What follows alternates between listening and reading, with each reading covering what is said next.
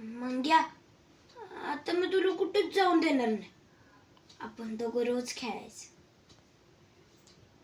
झालं का मंग्यासोबत खेळून? अजून थोड्या वेळ मंग्याला बाहेर नाही का ठेवता येणार?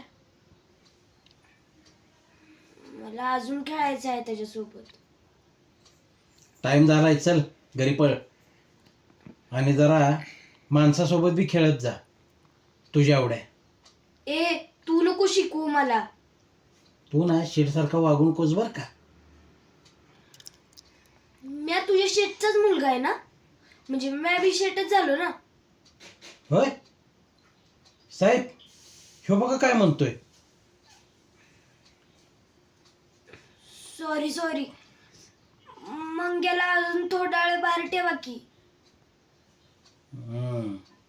5 मिनिटं फक्त. हा.